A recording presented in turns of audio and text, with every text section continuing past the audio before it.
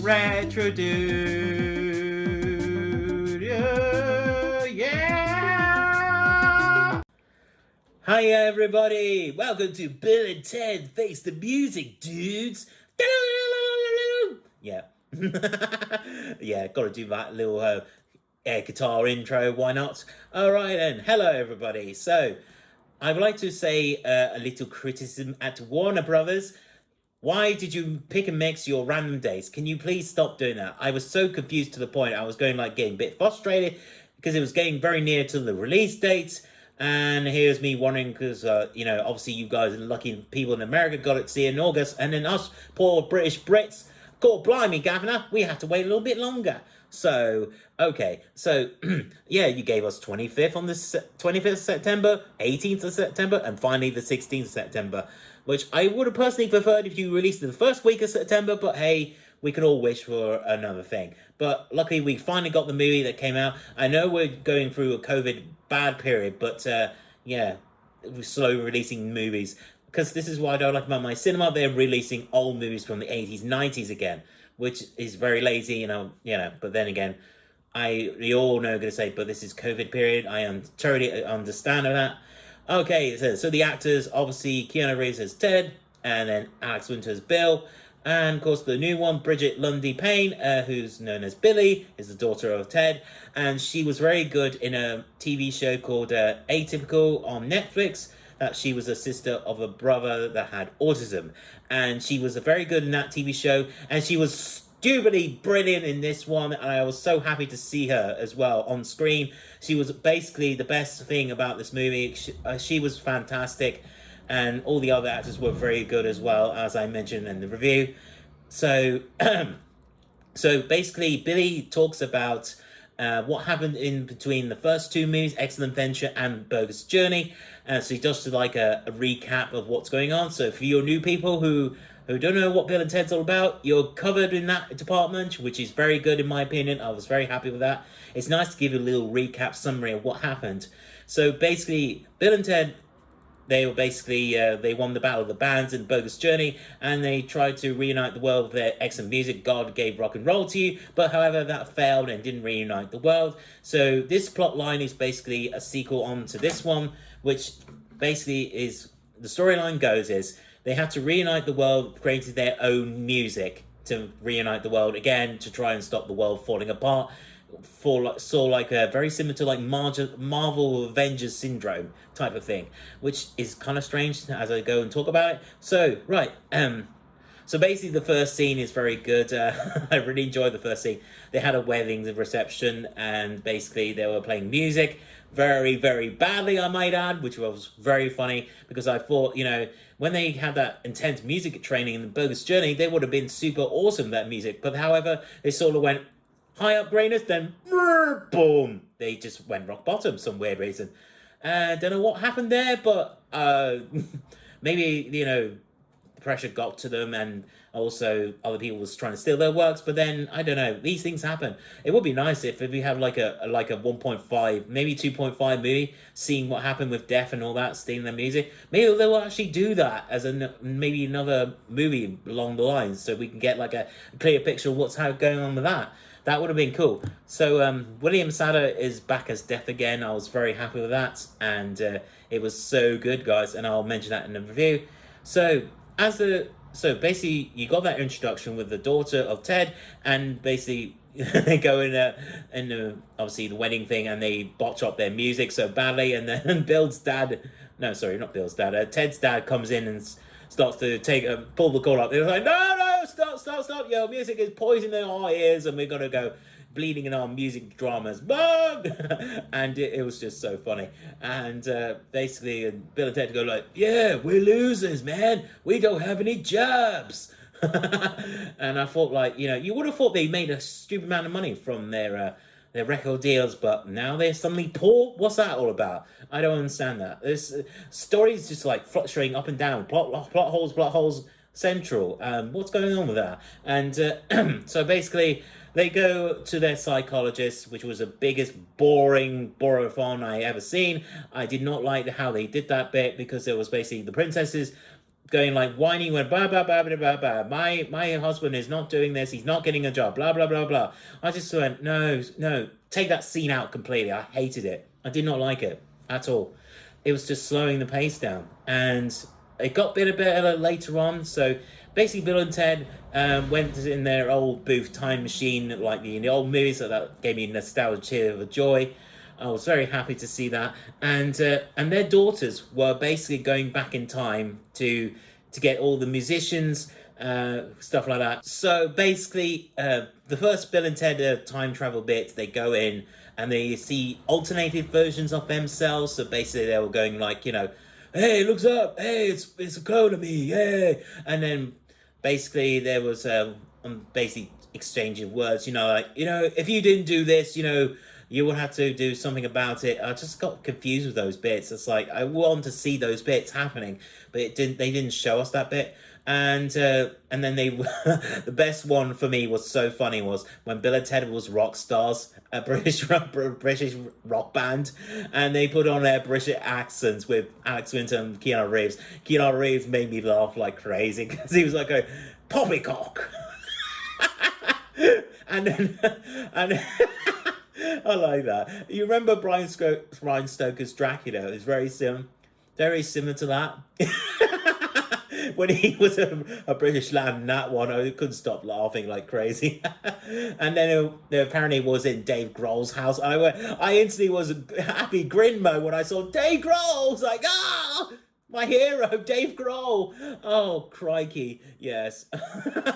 Yeah, he's gone in my world. And basically, they try and flee the other Teds, and they go and they do all that stuff. And and then as this goes on, then Bill and Ted's daughters basically go through the time machine, and they basically get all the musicians. It's very similar to like the first movie, get all the historians and all that stuff. And then basically, so they got Mozart, they got Jimi Hendrix. Jimi Hendrix was I was so happy when they got Jimi Hendrix on board. It was like, yeah, he was brilliant. So the actor's name will be above. I thought he was a fantastic guy. You were awesome, dude, in that movie. And during all those times, they basically collect more historians throughout, and they get one from Japan, I think. I can't remember which. I wish they put like these subtitles of where they originated from would have helped as well. And also I know the old movies didn't have subtitles for the foreign speaking, especially like Napoleon, but they didn't bother putting subtitles for the new movie. I would have thought they'd done that, but maybe they were expecting us to learn more language and then we could use Google Translate or something like that. I don't know, but that's just a little bit of a nitpick of mine.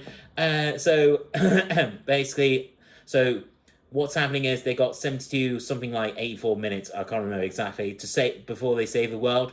And it's like a race against time. And basically, Bill and Ted said to themselves, like, we got to steal music from ourselves, dude. And basically go back and, as I said in the beginning of that one. And the one really nice tribute, I will say this, really made me smile, was George Collin as Rufus was in the actual old time booth as a hologram. I was like, yes! I think I was so happy with that. I was just grinning with joy with that bit. I was just so happy because he was so good in the first two movies, and it's just a shame he's not in this one because he's not with us anymore. But hey, and so it basically goes along like that. So they go, so basically the good guys, don't know why they did this, but these excellent dudes and babes basically send out assassin to assassinate Bill and Ted, which I thought was like, okay, why would you assassinate the awesome dudes that saved your sort of thing, but they didn't, because they were worried they weren't going to perform, they're going to fail. So that's why Dennis McCoy, who's basically like, he was so funny. Every scene he was on, I just couldn't stop laughing when he talked, when he moved around, he was dancing, and he was just like, he was speaking like a Windows 98 version or XP, going like, our first glove, I am failing. And I wanted to put that line, like you lose when you shoot when he shoots the other people. And he goes like, "Oh no, I have failed." And what made me laugh was when Bill and Ted saw their prison counter versions of themselves. They were just like buffed up in their own big meat packed suits. It was just so funny. He's like, "Hey, you want to hear our song?" It's like, "Hey!" And then they start being the Dennis the robot into smithereens, and he goes like, "Oh, ow, ow, ooh, eh." Oh, he was just so funny. He needs his own spin-off movie. He's just so brilliant. In fact, why don't you put him like in this sort of prequel bit? Maybe prequel, I don't know, maybe 2.5 after Bogus Journey. We introduced the new robot, Dennis, and we're going to put like the Terminator Skynet features to make people weird. It was just so much fun. It was just so much fun. I really enjoyed that, seeing him on screen. And basically, so the robot accidentally shoots their daughters, and they basically go to hell. And Bill and Ted says, "Hey, shoot us, dude!" Yes, after going out the psychologist scene and then trying to say, "Hey, we're gonna save you," but then they added more lines, and I got really confused. And then and then Des McCree's robot shoots them, and they go to hell, and they reunite with their daughters again. They say, "Yay, our fathers are here, dudes!" And then basically they go and see Death. So Death is William Sadler's character. He is back, baby. I really enjoyed that. I was grinning and happy that he was back. He only had a small minute role, but I thought he was really good. It obviously explained more of his backstory from Bogus Journey, when he was stealing the Wall Stallion's name and trying to make fame and fortune from their music. And Bill and Ted says, we're fine, dude. We're not going to sue you. We just want your help, man. I know, it sounds like Cheech and Chong, basically like, "Man, dude." And so basically they sort of like try and discuss, and then they got their daughters involved to go in and say, "You know what? I really like your music." This is what I like about the daughters. They were like really cool into their music, saying, "You know what? I like your awesome bass solo and on that in that album. It was just so good." And then basically they got in the truck and they basically went, "Let's rock and roll!" Boom, and they went straight up and basically go back to Earth, and they basically see the Marvel's Avengers syndrome happening. Everything's time placements are going everywhere in all the countries. It's just getting really bizarre and strange. And so basically they start to form a band and all that stuff. And so it's kind of weird, but it was good. It was quite good finale. It had a lovely message behind it. It's basically like, let's reunite the world together, and no hatred, no death, and all that stuff. I really like that, because music is a powerful tool that can reunite the world, and I love that messaging behind it. I thought it was a very powerful thing. And so basically, so I forgot to mention this one bit. So Bill and Ted, they see their future selves as old people, which really it was really good fun watching them as old, like, "Hey Ted, hey Bill," and I was just like going. And they basically give them like this hard drive saying, "This is the song that we reunite the world." It was basically on the USB hard drive, and it said Logan and that stuff. And yeah, they take it and they go like, "Yay, we got our music now, we can save the world." And they go into the work, basically from the hell, and then go up, and then yes, as you can see, and everything's gone to hell in Earth. And basically there's like a time displacement, fracturing in our universal breakage point. And basically they trying to get the band together, as I mentioned, for the the Jimi Hendrix and all that lot. And Armstrong as well, forgot to mention. He was so good at Armstrong. I really liked him. And so basically they perform their song, and Bill and Ted basically go like, "We're going to be the supporting acts." And I really liked the electric that came out of their guitar. I thought that was really cool. And then after that, they saved the world. The movie ended. I really liked it. And then what really made me so happy was, if you watch the end credits, I advise you guys to watch the end credits, because the end credits made me so happy.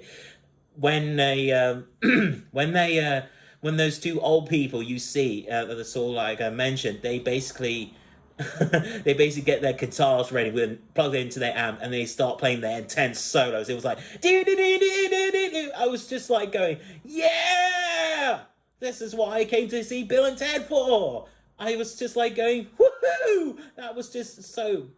That was a beautiful send off to finish off the third movie. And okay, guys, that is my review. I know there was some minuses, but there were a lot of pluses too. Dennis just stole the show for me. He was just so freaking funny. And I like to thank Ed Solomon for the writing, and I like to thank obviously Alex Winton, Keanu Reeves. You guys are awesome. Thank you so much for this. It was a nice movie to watch. After this awful year in 2020, especially with COVID. I mean, it's a nice change of pace. To see a nice, happy, uplifting, happy as hell movie, and I just love that. And I really enjoyed it. I'm probably going to watch it again, and I'm definitely going to pre-order the iTunes to watch it again. And I can't wait to see the special features, how they just did the movie, because I really did enjoy it a lot. And as a huge Bill and Ted fan, I thought it was most triumphant. And we are Wild Stallions! And I hope you guys enjoy this review. Remember to please like, comment, and subscribe. And as Retrodude says, Retro forever. And I'll see you guys in the next awesome movie review. Take care.